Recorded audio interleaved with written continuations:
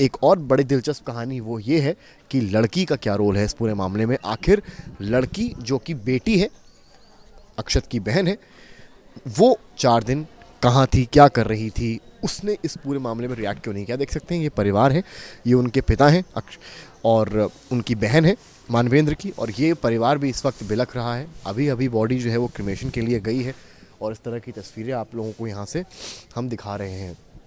जो मानवेंद्र की बहन है वो भी सकते में है, सोच रही हैं ऐसा क्यों हुआ कि भाई जो अच्छी खासी हालत में था वो एकदम से अब यहाँ से जा चुका है। बहन जी, आप लोगों के लिए बहुत ही ऐसा क्षण है, मैं समझ सकता हूँ, बहुत इमोशनल मोमेंट है। बॉडी अभी भी क्रिमेशन के लिए गई है, आप क्या समझ पा रही हैं जो बातें चल रही हैं नीट या इस तरह की? नीट का कोई प्रेशर नहीं था। नीट का लड़के ने एक बार मना कर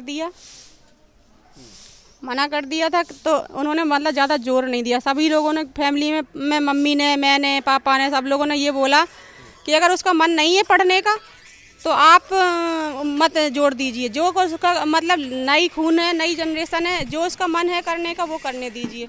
तो उन्होंने ये बोला था भाई ने कि चलो ठीक है, अब उनको जो करना तो करें, अब हमें कोई मतलब नहीं जिस लाइन में उन्हें जाना। तो उसने कहा मुझे कॉलेज में एडमिशन कराना, मुझे BBA करना, जो भी करना, तो बिजनेस करना चाहता हूँ। दोनों बच्चे तो अच्छे कॉलेजेस में पढ़ ही रहे थे, लड़की भी अच्छी स्कूल में। लामार्टियन कॉलेज में उसका एडमिशन कराया, इसीलिए कराया था कि लड़का कुछ मतलब अच्छा, वहाँ कहते ना, उनका कहने का मतलब भाई का था कि लड़का कुछ बन के निकलता है वहाँ से।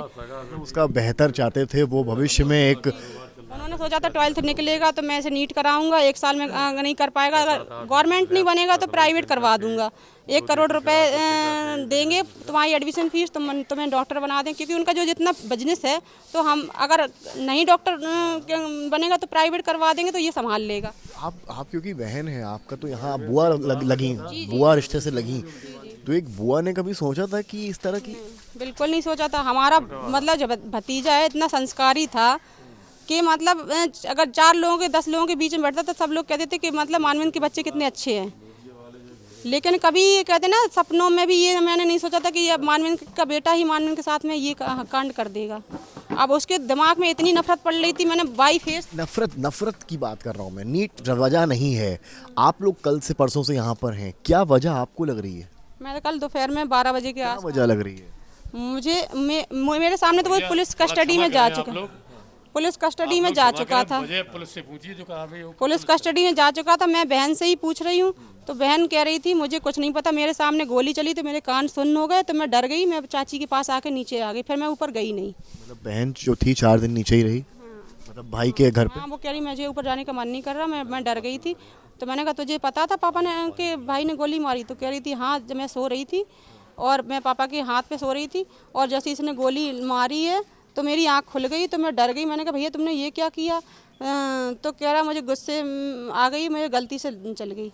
और तो फिर वो नीचे आ गई चाची के पास, पर चाची मुझे नीचे सुला लो, तो चाची के पास आ गई। तो फिर गोली छिटक कर तो बहन को भी लग सकती थी अगर इस तरह से देखा जाए। उसने, हमने कहा किस तरह से मारी? तो कह रहे थे मेरी साइड खड़े होकर मारी थी, जिस तरह मैं सो रही थी, ये कह रही थी। सोते में मारी है। हमने टाइमिंग क्या था? कह रहे 4 साढ़े 4 बजे होंगे।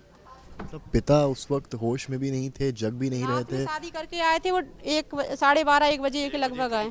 उनका मोबाइल मैंने चेक किया तो 1:34 पे उनको ऑनलाइन दिखाई दे रहे थे। फिर कहते हैं ना, जब थका हारा इंसान लेटता है तो पहली नींद में गहरी नींद होती है, वो तो गहरी नींद, उसने गहरी नींद का फ़ायदा उठाया और उनको मतलब काम कर दिया अपना।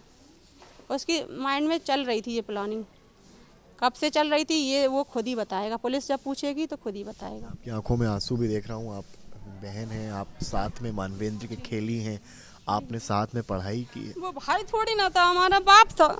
उसने मेरी शादी की, मेरा कन्यादान किया और जब भी मैं फ़ोन करती तब मेरे साथ खड़ा होता था। कह रहे थे तुम सो के नहीं जगोगी, मैं तुम्हारे पास हाजिर हो जाऊंगा, तुम चिंता मत करना, कभी लाइफ में कभी भी मेरी ज़रूरत होगी मैं तुम्हारे साथ खड़ा हूँ। तो वही सब चीज़ें सोच के कि जब वो अपनी बहनों के लिए ये संस्कार दिए तो अपने बेटे को कहाँ संस्कार में कमी रह गई कि बड़े बेटे ने इतना बड़ा काम कर दिया। जब अपनी बहन के लिए, अपने छोटे भाई बहनों को उसने इतने अच्छे संस्कार। की शादी की थी तो उन्होंने आपसे क्या कहा था? उन्होंने मेरे से कहा था कि बेटा चिंता नहीं करना, कभी भी तुझे कोई भी कष्ट है, तकलीफ होगी, परेशानी होगी, मैं तेरे साथ खड़ा हूँ। जब भी तू मुझे कॉल कर देगी, तू सो के नहीं जगेगी, मैं तेरे सामने खड़ा मिलूँगा तुझे। आज वही मुझे पछतावा हो रहा था कि मेरा भाई अब कभी मुझे देखने को नहीं मिलेगा।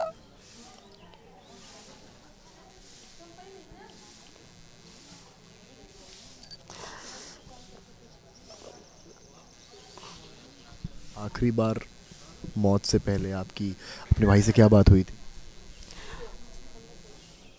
आखिरी बार बात क्या हुई थी? आखिरी बार वर्धमान पैथोलॉजी में थे, मैंने कॉल लगाया। मैं उनको जब भी कॉल लगाती थी, जैसे व्हाट्सअप ऑन किया और व्हाट्सअप पे मुझे ऑनलाइन दिख जाते थे तो मैं कॉल लगा लेती थी उनको।